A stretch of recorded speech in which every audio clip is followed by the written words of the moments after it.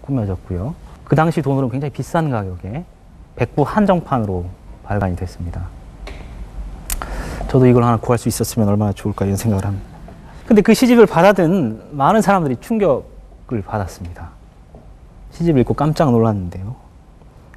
그 시집을 읽어보니까 우리가 아까 겉모습으로 봤던 백석하고는 전혀 어울리지 않던 그런 세계가, 그런 단어, 그런 언어들이 거기에 담겨 있었습니다. 그래서 얼른 읽어서는 도대체 해독조차 할 수 없는 그런 시들이 많았습니다. 그 중에 일부를 제가 좀 읽어드리겠습니다. 고야라는 시의 일부인데요. 나는 아랫목에 삿귀를 들고 쇠든 밤을 내어 다람쥐처럼 밟아먹고 은행 여름을 인두불에 구워도 먹고 그러다는 이불 위에서 광대너미를 뒤이고. 여러분에게 한번 물어볼까요? 방금 들으셨죠? 여기 보면 여러 가지 시어들이 많이 나오는데 아랫목이라는 단어는 어떤 뜻일까요? 다리요? 다리? 왜 그렇게 생각하시죠? 그런 느낌이 드나요? 네. 굉장히 상상력이 독특하신 분입니다.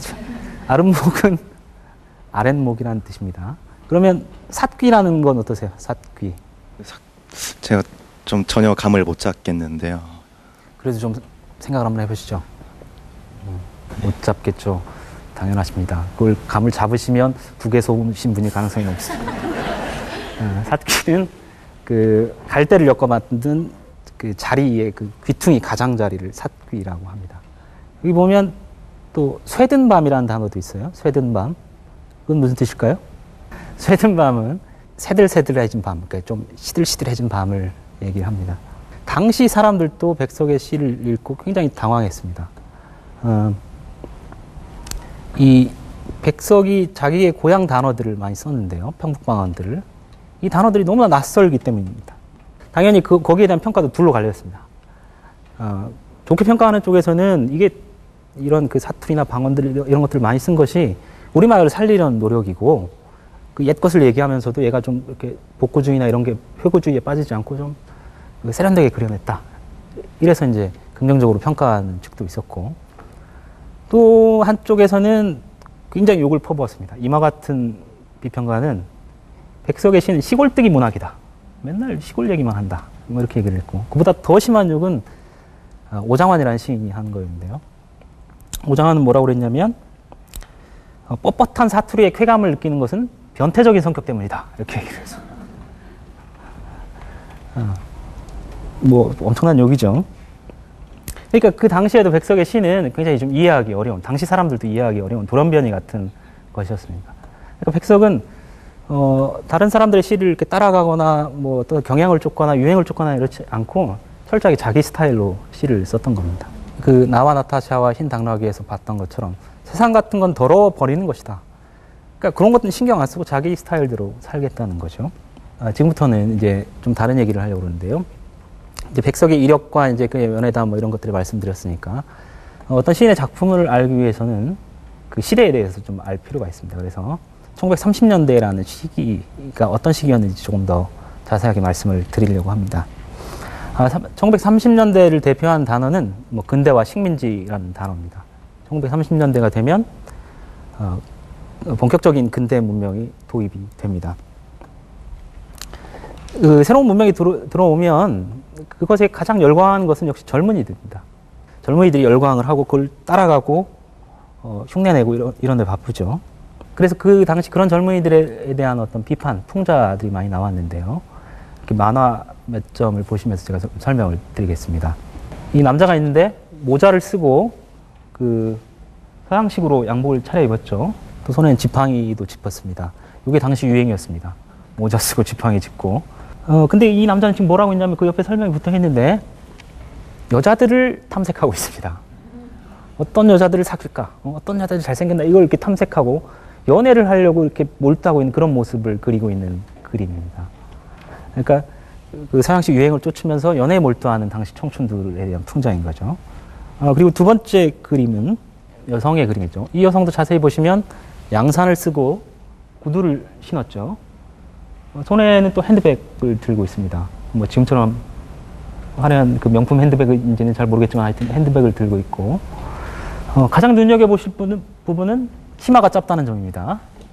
지금 봐서는 그렇게 짧은 것도 아니지만 당시로서는 엄청나게 짧은 거였습니다. 저런 복장을 하고 가는 남자를 아까 그 남자가 보고 있었던 거죠. 1930년대를 설명할 수 있는 또 하나의 단어는 식민지입니다. 이 시기는 일제가 이 1930년대 후반이 되면 이 여러 가지 전쟁을 벌이게 됩니다. 1937년에는 중일 전쟁을 일으키고 1941년에는 태평양 전쟁을 일으킵니다. 그래서 전쟁 준비를 위해서 그 조선인들을 굉장히 통제하려고 시도했던 시기입니다. 그 조선인들의 민족의식을 말살시키기 위한 여러 가지 정책들을 시행하는데요. 그 정책들의 뭐 이름이 소위 명랑화 정책이라고 하는 겁니다. 그 명랑화 정책은 두 가지 방향에서 전개됐습니다. 첫째는 교육을 통해서 학생들에게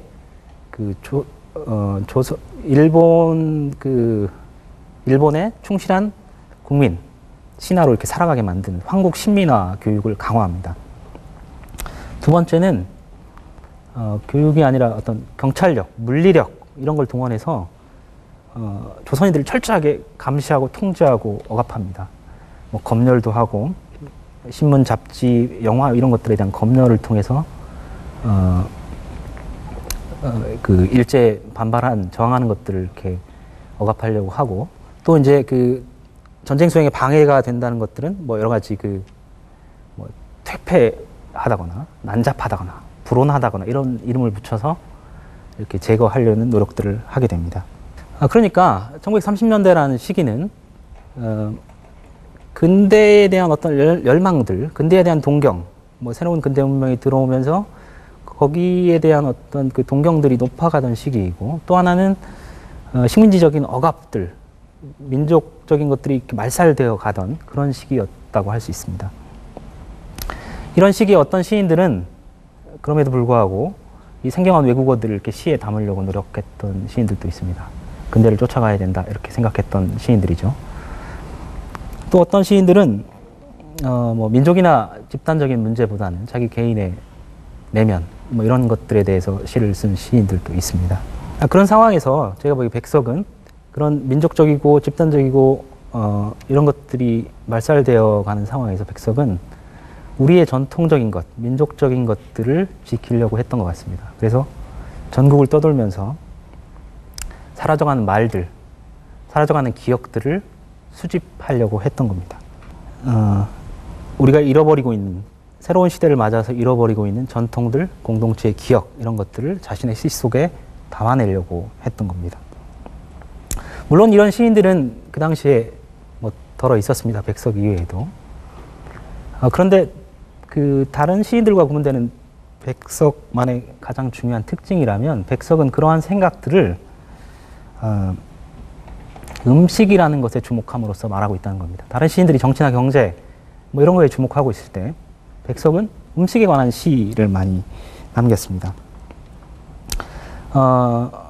우선 제가 이렇게 백석을 연구하면서 가장 좀 이해가 안 됐던 시 중에 하나인 내가 이렇게 외면하고라는 시가 있습니다. 이 시를 한번 감상하고 이야기를 좀 더 하겠습니다. 내가 이렇게 외면하고 거리를 걸어가는 것은 잠풍 날씨가 너무 좋은 탓이고 가난한 동무가 새 구두를 신고 지나간 탓이고 언제나 꽃같은 넥타이를 메고 고운 사람을 사랑하는 탓이다. 내가 이렇게 외면하고 거리를 걸어가는 것은 또 내 많지 못한 월급이 얼마나 고마운 탓이고 이렇게 젊은 나이로 코 및 수염도 길러보는 탓이고 그리고 어느 가난한 집 부엌으로 달째 생선을 진장에 꼿꼿이 지진 것은 맛도 있다는 말이 자꾸 들려오는 탓이다. 이 시가 제가 이해가 안 됐던 이유는 이 마지막에 보면 달째 생선이라는 말이 나오는데 이 시기에 백석이 좋아했던 것들이 많이 나와 있습니다. 월급 봉투가 고맙다거나 코밑 수염을 길러서 좋다거나 이런 말들은 이해할 수 있습니다. 월급 봉투는 누구나 다 고맙고 백석은 멋쟁이였으니까 코밑 수염을 기를 수도 있었겠죠. 근데 이렇게 멋진 사람이 달째 생선은 진장에 꼿꼿이 지진 것은 맛도 있다. 이 말에 이렇게 그게 이렇게 먹고 싶었다라고 하는 이유는 무엇일까 하는 것이었습니다. 아니 그 잘생긴 모든보이가 왜 갑자기 생선조림 타령을 하고 있는 것인지 그게 궁금했습니다. 이 시 말고도 백석 시에는 음식이 많이 등장합니다. 지금까지 알려진 백석 시가 한 130여 편쯤 되는데 백석 시에 나오는 음식의 종류는 110종에 달합니다. 백석 이전의 시인 중에 시에 그렇게 음식을 많이 등장시킨 시인은 없었습니다. 어떤 평론가는 백석으로 인해서 비로소